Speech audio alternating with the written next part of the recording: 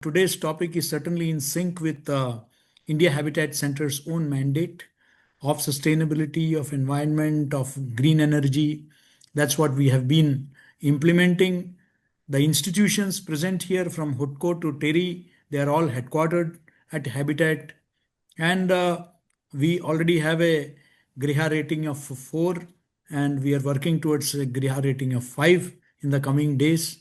And it is one of the a building which has, though it was built in the early 90s, it is a building which continues to be a role model in sustainability and which has not been replicated anywhere in the country or in the city.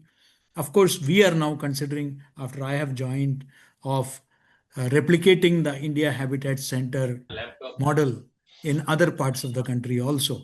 You know, uh, very important, and great to see so many academicians who have joined this conversation because, they say catch them young. So you need to really start with I remember as both as Director General at Indian Institute of Mass Communication and as Vice Chancellor of the National University of Journalism and Mass Communication in Bhopal. We had invited, Padma Shri Umashankar Pandey, and he stayed in the campus and worked with the students. And we did something called Khet mein made or made pe paid, you know. So every student was encouraged because they all came from mostly from rural backgrounds to go back to their villages and then plant trees. But it's not just important to plant trees. One thing I initiated at IIMC when I was Director General there was that you name the plants after your deceased relatives as a memory for them. And I say that, we all believe that we have, I mean, in Delhi itself, there are so many memorials for Gandhi ji, Shastri ji, and, Atal ji, and everybody. So I think that it is important that these trees should be considered as memorials for your own relatives, and you should take care of them as if you are taking care of your own relatives. So tree plantation, of course, has become a fashion. Anybody goes, there are occasions when I go to institutions and wherever I have planted trees, and the next time I go, I ask them. Of course, they are a little embarrassed. I ask them, where is the tree I planted last time? So most of the people do not have an answer. They try to give some or the other excuse. But one thing I liked that in Raipur, where you have the Kushabau Thakre University of Journalism, uh, if somebody, a guest is invited to plant a tree, it is taken care of. And the next time when the guest comes, he is not asked to plant another tree. He is taken to the tree and told that, sir, this is the tree you had planted, and the plaque is maintained. So, this is important. Planting trees is not enough. It is important that we groom them like our own children. We have to adopt trees. If we don't plant trees, it's okay. At least let us adopt trees. We adopt villages. We adopt, street animals, dogs, cats. So let us adopt a few, trees in our neighborhood, and let us. So it is not important that because a lot of trees are not have been planted, but they are not being nurtured, so they die. So this is an endless process. So unless they grow into trees, these plants, that's important. Well, very importantly, we are in India, despite the fact that our, contribution to the so-called carbon emission is very low, but we are at the receiving end of the climate change. We are seeing it. I mean, floods in Rajasthan was unthinkable. The melting of, glaciers in the Himalayas, that's going to really lead into big time crisis.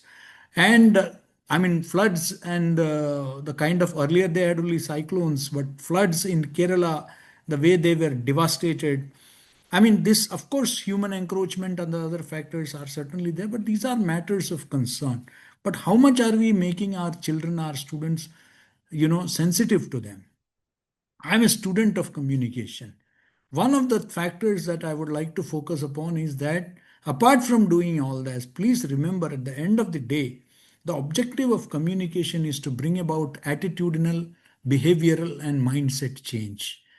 You see, so if a communication cannot bring it out, I have no problems. I keep telling students all over, I still travel a lot, and I keep telling students that, you know, uh, good, take your selfies, take your photographs with celebrities, but start talking about environmental issues. I mean, everybody is talking about political issues, everybody is talking about ideological issues, but these are issues that are going to, you know, determine our future. Nobody is talking about those issues, very temporary, transient issues our youngsters are dealing with. We should encourage them to talk about these issues, whether it is through blogs, whether it is through Instagram, whether it is through social media, because today they are not reading newspaper, they are not watching television. So where are they? So then we have to go there where they are. You know, if a small country can produce a Greta Thunberg, why not a country of our size? How many Greta Thunbergs should be there all over this country? You know, I think that it is a matter of, you know, we need to encourage young voices. That is also there. Why don't we start? I mean, like I would like to suggest to both Kalyan Kothari ji and Rajiv ji, and whatever is possible from our end, we will certainly be happy to, you know, do from our end. That let us have a countrywide competition, essay competitions, speaking competitions, you know, and of course, if any of the students in different colleges are able to do something concrete, you know, something from his own side, her own side, which is a genuine contribution to towards, you know, climate related issues, environmental protection, then we reward them. That is also important, you see. So talking, of course, in order to communicate is important, but beyond that, if somebody is doing, a youngster is doing something good, can we encourage him or her? Can we give them an award? Can we think of some fellowship for them, wherein, you know, I mean, if they have done something on ground, then I think that we should appreciate that. We should also encourage journalists, communicators to promote this. And whoever gets, I mean, you have largely women awards for, you know, gender related issues. You have, you know, the I'm on the jury of Ramnath Goenka Awards. And, you know, there also you have on investigative journalism and stuff like that. There is a segment for environmental issues also. But there should be a dedicated, you know, kind of an award or a fellowship to promote people writing not only in English and Hindi, but also in different regional languages on sustainability issues. We can invite entries, you know, that should be on our agenda. You, Rajiv, have been doing a great work when it comes to community radio. Community radio can bring about a lot of changes, you know, though it did not spread the way it was, you know, planned to be. But the fact is that it is doing some, whether it is in the Mewat region or in other places, you know, or in Telangana, Andhra Pradesh, you have community radio doing good work, laudable work. Let us do something about it, you know. So, as I said, that, you know, we need to now talk about sustainability action. We have done a lot of talking over the years, and we are still doing. You know, we Indians are good talkers, but we need to, you know, walk the talk. That's important. And how do we do that? I've just come from a trip of West Asia. Just early this morning only I landed, and I see the kind of, you know, work that is happening there, whether it is, you know, Abu Dhabi or it is Jerusalem. I went to all these places, and I have seen the kind of work that is happening.